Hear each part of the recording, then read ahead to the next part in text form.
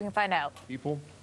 And in total, we've had over 3,500 people rescued since the storm began.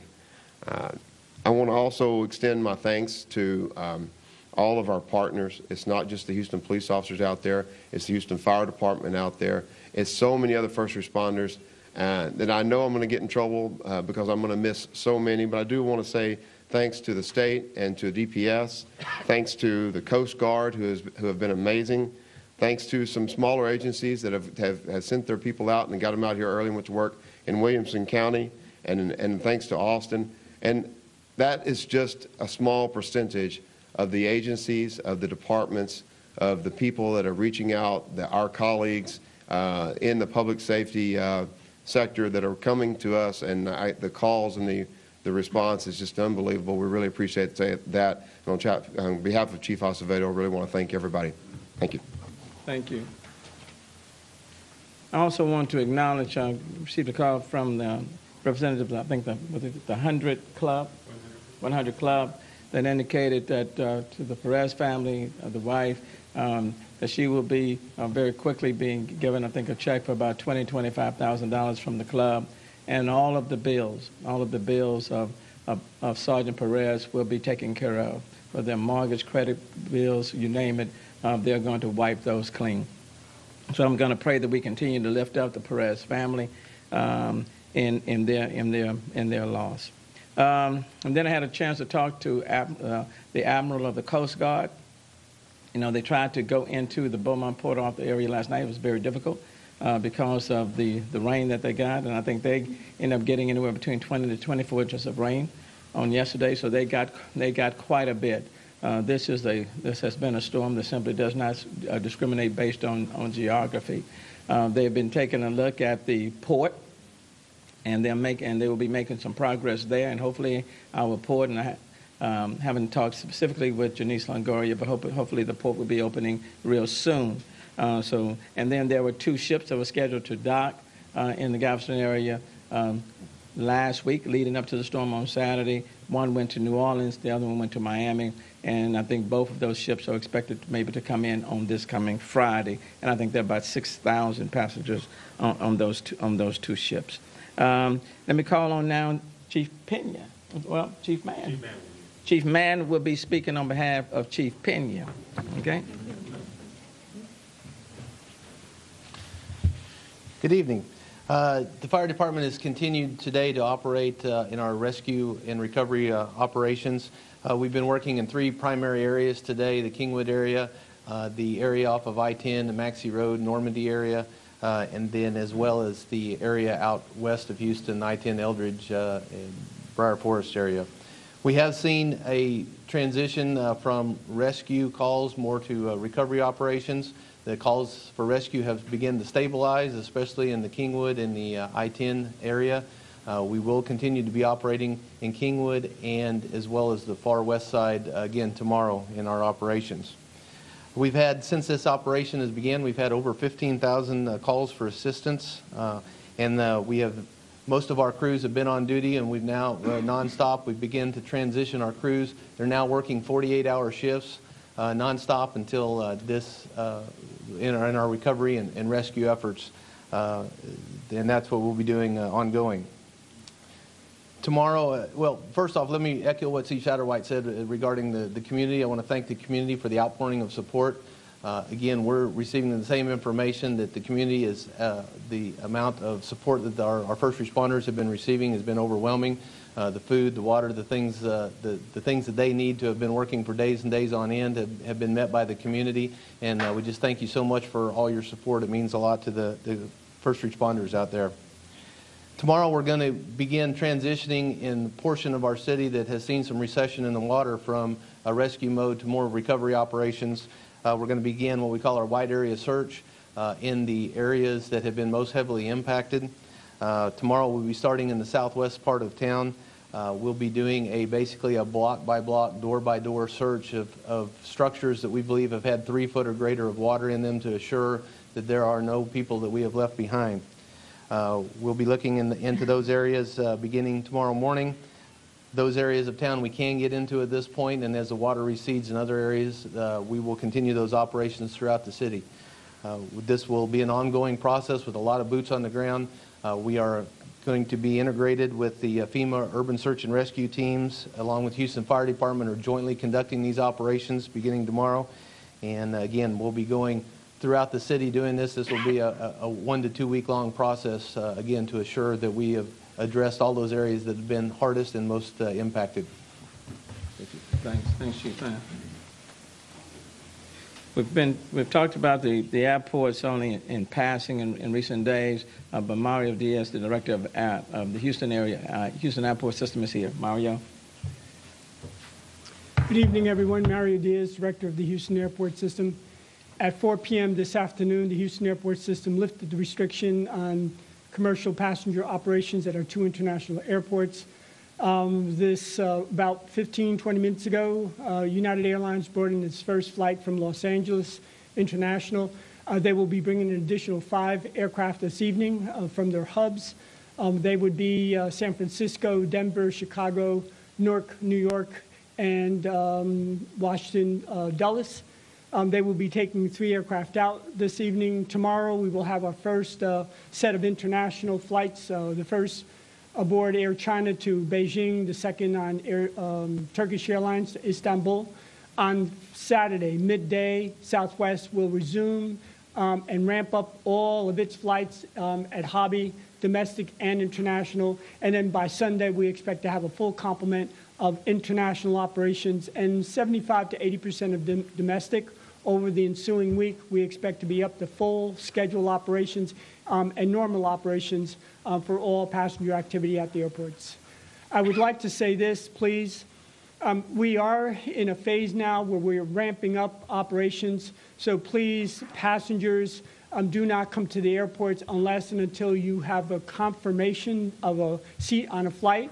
You either have checked in on the internet and have a boarding pass, or you have received confirmation from your airline that you are have a seat on an aircraft leaving the airport. I would say that because we know that there are a limited number of seats, and the airlines are really going to be in a ramp-up mode at this point. And with that, I would be happy to take any questions you might have. Is all the staff able to make it? I know this is a gradual process, but is all the staff able to make it to handle the volume of customers? Houston Airport Systems, yes, we have a full complement of staff.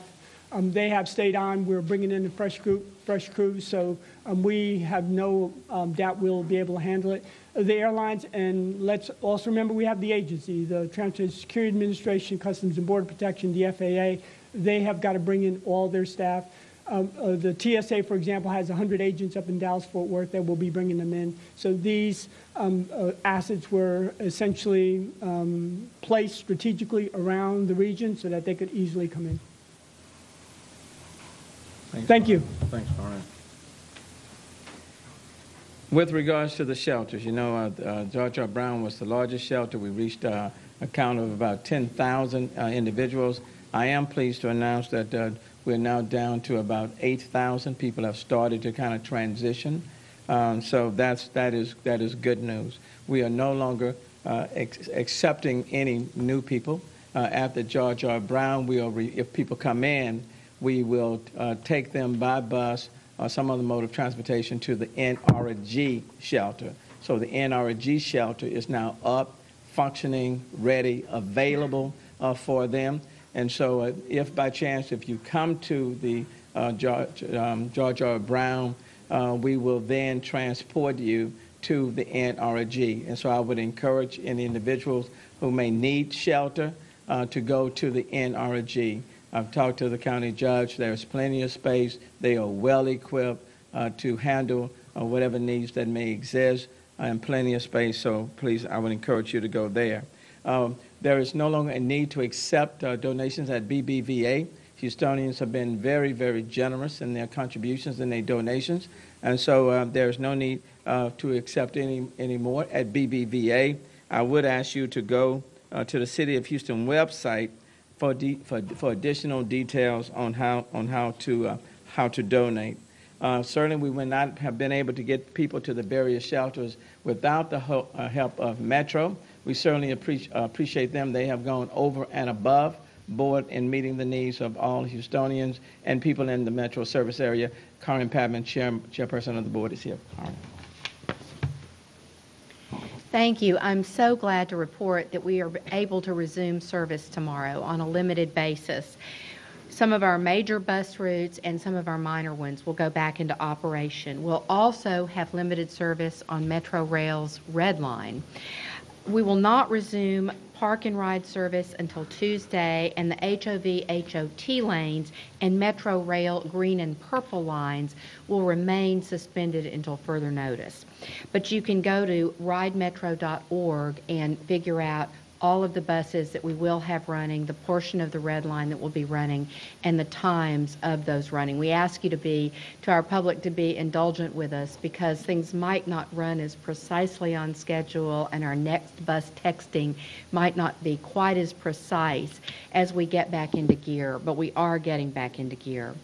Our buses on the major routes will be running about every 30 minutes. Rail from Fannin south to Downtown Transit Center will be running about every 15 minutes. And we have also resumed medically necessary and life-sustaining Metro Lift trips today. We continue our support for the rescue operations, working with our community partners. We have transported over 7,600 people to shelters so far.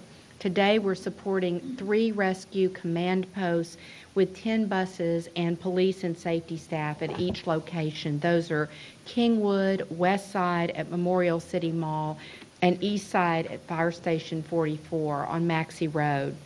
And we continue to coordinate with the Red Cross to ensure that their supplies make it to their destinations. We're coordinating with shelter operations to provide transport services as necessary. We have implemented a shuttle from the M.O. Campbell Center to a local pharmacy and shuttles from NRG to nearby major stores and pharmacies. I want to thank so very much the entire Metro staff and team for really giving it their all, as have all of the agencies represented up here and beyond out in Houston. So we thank you, and if you have any questions, I'm happy to answer them. Okay. Thank you. Well done. Thank you. And Metro has done an outstanding job. With regards to trash pickup, we started our heavy debris pickup today, and that will continue to be ramped up. So we started the heavy trash pickup today. And then with respect to our regular trash pickup, the regular trash pickup will resume tomorrow. So the regular trash pickup, that is not the recycling, okay, of those other elements, but the regular trash pickup will resume tomorrow. What I've indicated to my staff and team and partners, you know, we need to get back into operation.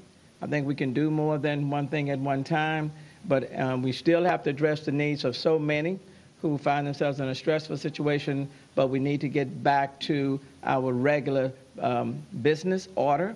And so regular trash pickup will begin tomorrow on Thursday. The heavy trash debris pickup started today. I anticipate there will be a lot of debris.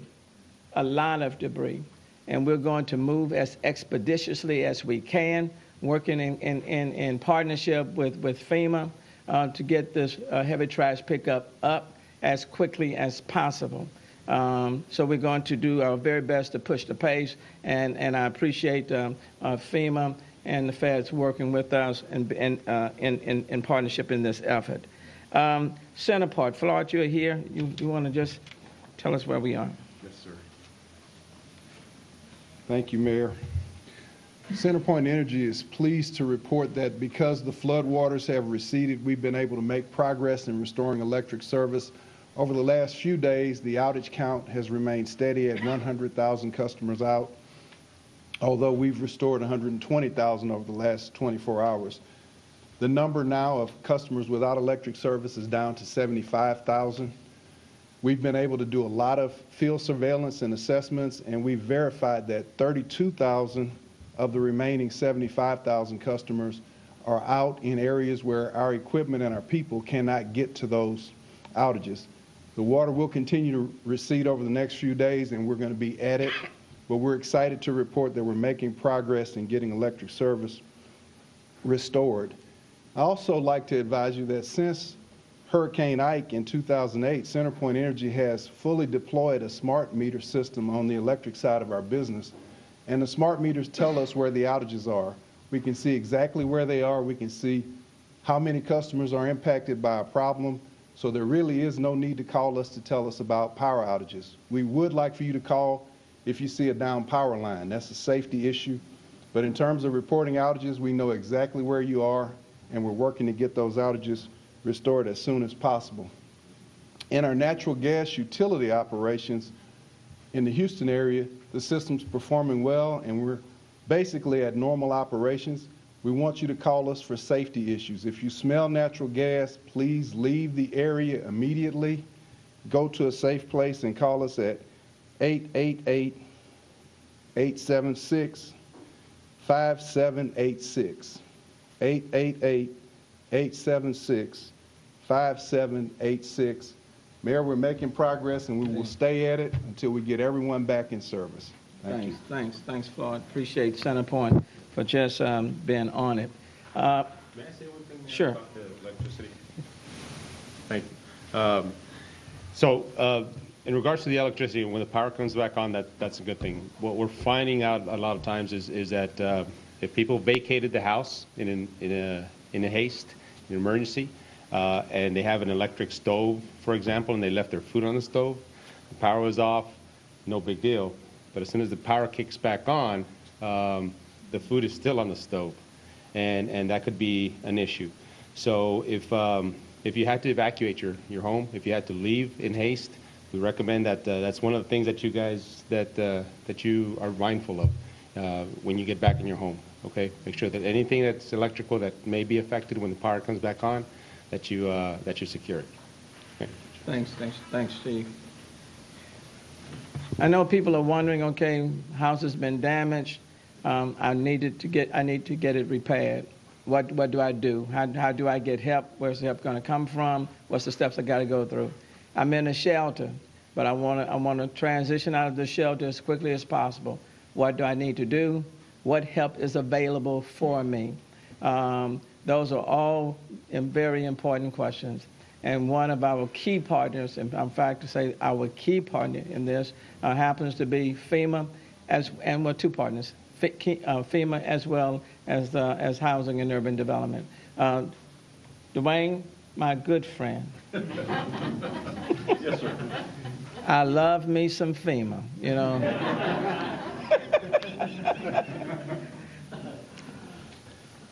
Come on and make me happy, Dwayne. Come on. Good evening, everybody. We continue to support our state and local partners as we respond to the disastrous event that has occurred here. We are, of course, still focused on life safety and life-sustaining issues, but as others have explained, we're slowly being able to transition into the recovery mode. As we do that, as I've emphasized before, one of the most important things you can do is register with FEMA for disaster services. One of the ways that we're going about doing this is by having our disaster survivor assistance teams go to the shelters and register folks that are still there. I'm happy to say that tomorrow we'll be able to expand those teams out into several more shelters so we can get as many people as possible registered. If you are in a safe place, if you have already transitioned out, or you're staying with friends or family, or you're able to stay home but still were impacted, we recommend that you call the 1-800-621-FEMA line to register, or if you have a smart device or access to the internet, disasterassistance.gov, and you'll be able to fill the forms out and get registered through that. We appreciate it. Thank you. I want to thank Dwayne, and just before we started this press conference, I talked with Director Brock over FEMA, and Director Brock will be flying in on this coming Friday to meet with me to talk about the steps that we need to go forward. I also had a conversation with Secretary Carson the Secretary of Urban Housing and Urban Development today, and he too recognizes the importance of the feds working in tandem with us in moving people forward. So I want to thank both of them, Secretary Carson as well as Director Brock with FEMA, because these are two important departments at the federal level that we are going to need in the days ahead. Just to give you some idea, on Hurricane Ike's cleanup, on the debris removal, it cost well over $70 million. And FEMA advanced about $50 million of that so we could get started. We're going to need a lot more of that this time around, because I anticipate we're going to have some heavy trash debris out on this in the front of people's homes, in the apartments space, and we just need to get that up as quickly as possible. I simply don't want to see it out there for a long period of time, but we're going to need their help, and I appreciate their support. The reservoir, with respect to Addicts and Barker, you know, this is one of the situations that is continuing to create a lot of stress on families, on homeowners in the area on the west side of Houston, and with the release that's coming from those dams. Steve, you want to kind of give us an update on that? So we just got an update from Corps this afternoon that the reservoirs thankfully have peaked in terms of their ponding levels, so that's a good thing. They're going to maintain their current discharge rate, which is slightly less than what they said they were going to do yesterday, so that is also a good thing. One of the problems that we're having is on the west side. People are flooding now as a result of the discharges, and they're concerned about the water level getting higher, but since we're maintaining the discharge coming out of the dams, the water level is going to stay the same. We are getting questions about how long the Corps is going to be discharging at the particular rate. They're going to monitor that on a daily basis, and they will advise us accordingly. So that's where we currently stand today. Thank you. Thank you.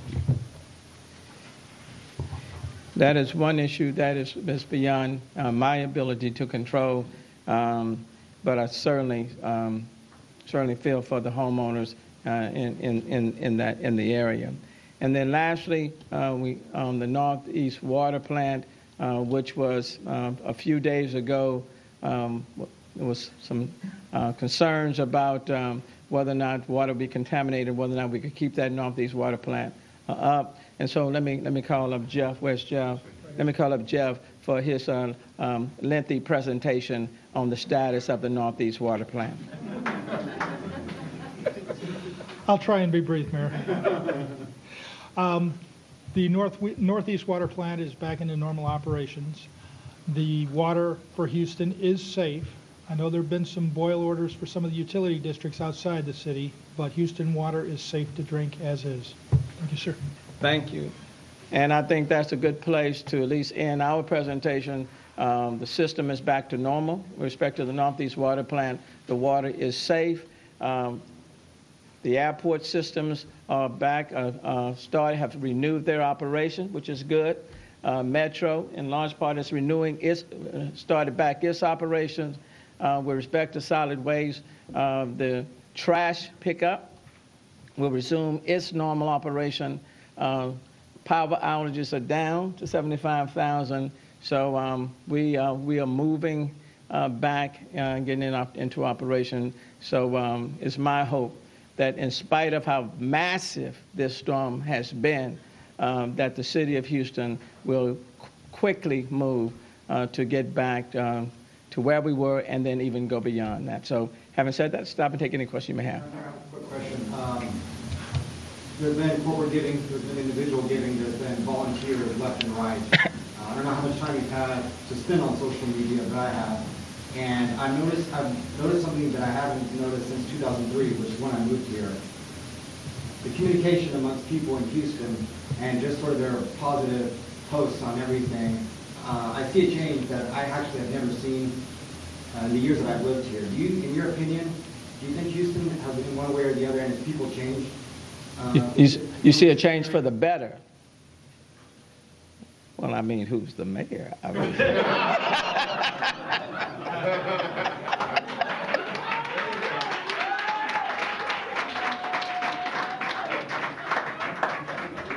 Now, if you had said it the other way, I don't know. No, look, great city, fourth largest in the country, the most diverse city in the country. People come from all over the globe. People are not running away from us, they're coming to us. Outstanding airport system, #1 port in foreign tonnage, largest medical center, energy capital of the world. I could go on and on and on. And we are a can-do city. Okay? Doesn't matter the challenge, we believe we can do it. And if you challenge us, Houstonians are very competitive. And I think for many Houstonians, we feel good about who we are, okay? We may not all speak the same language, have the same religion, and even our social economic backgrounds may be different. But when push comes to shove, we are all Houstonians. And this week we have seen it at its best. Democrats, Republicans, you name it, independents, we've put that aside, and we recognize that we're all in the same situation right now. That's good news. So I appreciate the question because it demonstrates the true spirit of Houstonians. I'm very, very proud of the city, and I will say, it's not about me, but I am a product of the city that has transformed itself for the better. Okay. Yes, sir. On another note, we see today the county announced the finding of this family in a van, unfortunately, that passed away. Yes. What happened? Yes. As water goes down, people are worried that we're going to start to find more. Are you worried about that particular part of actually the reality that we're living right now? Because we still have high water levels and a lot of people missing, 20 according to the chief of police. And so people are worried about what we're going to be finding after the water starts. And I'm hoping we will not find any more. That's my hope, and I don't abandon that. We have a number of shelters, and a lot of people in a lot of shelters. So if people are missing loved ones, hopefully they're in one of our shelters. That's my hope. But we're going to take it. We're going to take it one day at a time. But for now, and even later, I'm going to hope that there will not be anyone else who will have lost their life as a result of this massive rainfall. And Mr. Ortiz, he speaks Spanish apparently. I know you do too. But he would like to say something in Spanish about the airport so the people that are listening. I know you do. I apologize. Sorry. Now, I'm beginning to get a little bit sensitive around here. You're not going to even try my Spanish. I'm willing. I'm listening. We all are. Okay, mi casa, su casa. Mario, come on. Come on, Mike. Thank you, Mayor. Bueno, en respuesta a su pregunta, le puedo decir que empezando a las 4 de la tarde, empezamos a recibir líneas aéreas, vuelos aéreos en los 2 aeropuertos de Houston. Como a las 6 recibimos el primer vuelo de Los Ángeles, que es un vuelo de United Airlines. Vamos a recibir 5 más esta tarde y vamos a ver 3 vuelos salir de Houston esta tarde. Mañana vamos a ver los primeros vuelos internacionales. El primero que va a salir a Beijing, China, y el segundo a Estambul, Turquía. El sábado, Southwest Airlines empezará vuelos domésticos e internacionales, principalmente a América Latina, México, empezando como al mediodía del sábado. Entonces, para el domingo vamos a tener un horario completamente internacional y, por ejemplo, de 70-75% de los porcentajes de los vuelos domésticos. Señor, y quiero que diga algo importante porque en social media han estado poniendo cosas que son falsas, fotografías de aviones inundados. ¿Nos puede decir si los aeropuertos, su estructura, sus edificios están seguros? ¿Recibieron algún tipo de daño que el público deba saber? No. No abrimos los aeropuertos si no estuvieran bien. En ningún tiempo tuvimos problemas con los aeropuertos. Le puedo decir que los aeropuertos han estado abiertos para el Departamento de Defensa, para rescate, y todo el tiempo ha estado abierto. Solamente no han estado abiertos a pasajeros y operaciones comerciales. Gracias. But bottom line, he said that all flights at Southwest Airlines will be resuming on Saturday. That's basically what Mario said in that statement.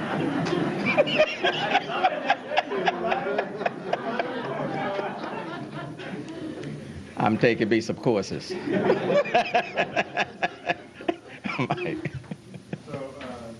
clarify on the shelters, Yes.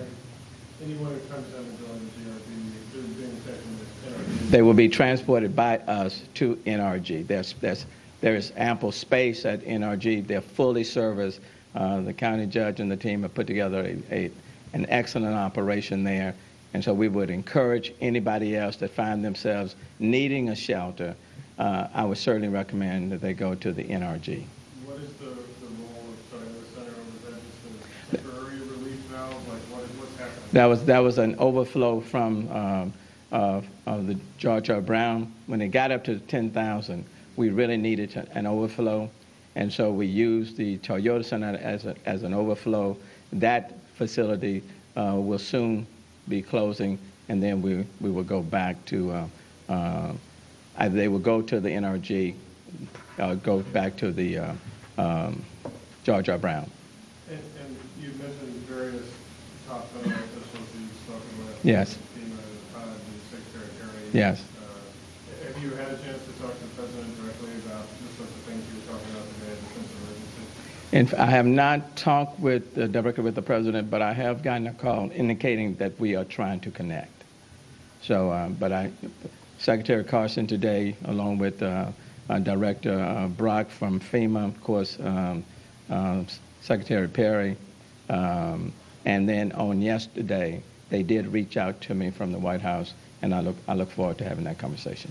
Mayor, we talked to Ryan Reed with the Astros earlier today. Yes.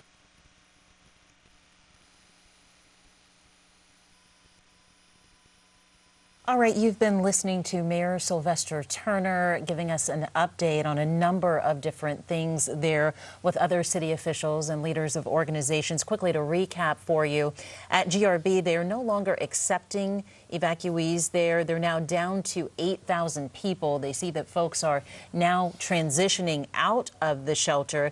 What they're doing, if anyone does need shelter and they arrive at GRB, they're now busing them to NRG Center.